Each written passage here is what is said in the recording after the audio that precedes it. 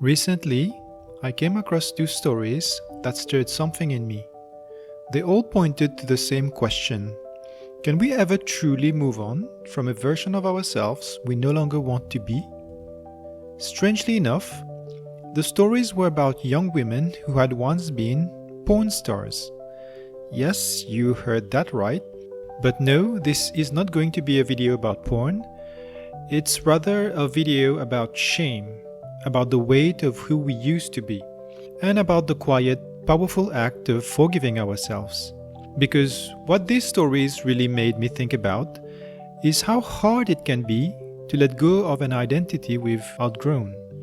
Especially when that identity was forged in pain, in confusion, or survival. One group that comes to my mind right away are those women who've been in abusive relationships. Yes, of course, this can happen to men too, but let's stay focused for now. There are women who spend years, sometimes decades, in relationships that are emotionally or physically abusive. And when they finally leave, you'd expect them to feel free, liberated, relieved.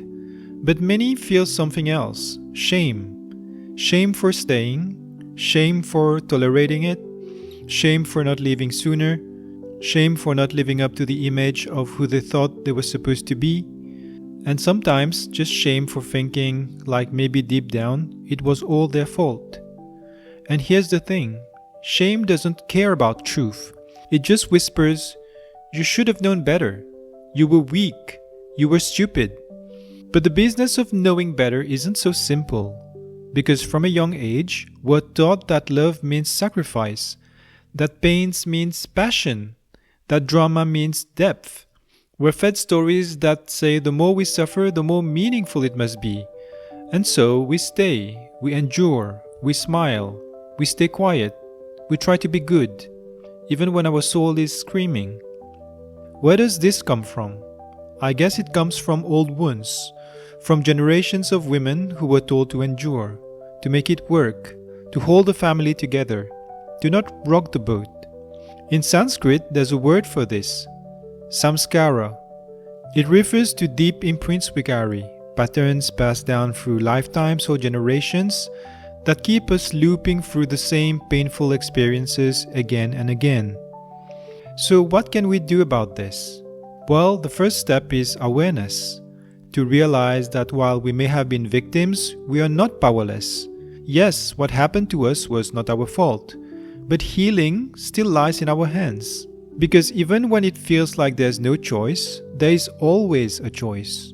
And reclaiming our power starts by honoring the version of us who didn't yet know how to choose differently. So maybe the first step is simply sitting with her, the younger you, the one who stayed, the one who played the role, the one who thought pain was love, and telling her, you were just trying to survive. I see you. I love you. You don't have to carry this anymore. That's where healing begins, not by erasing the past, but by understanding that even our worst chapters actually shape the wisdom we hold today. Going back to those women in these stories, one of them, actually a real person, spoke about the porn industry, how it preys on the naivety of young women, how it draws them in and makes it hard to leave. But she also spoke about how she eventually did leave, how she slowly rebuilt her life, how she created a new identity, one she could feel proud of. And I'll be honest, at first I thought, once a porn star, always a porn star, right? Like the past would forever define how people saw her. But I think I'm quickly changing my mind about that. I mean, I do truly believe this. The way we see ourselves shapes how others see us. And if one day we can feel in our bones that we've become someone new, then that is how we are to ourselves and to the world. Not in denial of our past, but in full ownership of how far we've come. So yes, you can definitely recreate yourself. You can start a new chapter. You probably don't even need to tear out the old ones. You don't need to pretend they never happened.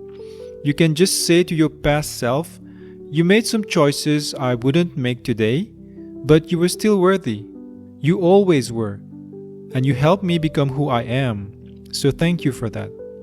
If you've been through something like this, a role, a relationship, a past you're not proud of, I hope you can learn to gently honor it.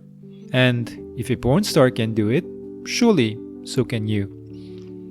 If this resonated with you, feel free to subscribe. We talk about all the wild, messy, sacred things that make up a soul's journey. You're not alone, you're not broken, and your story isn't over.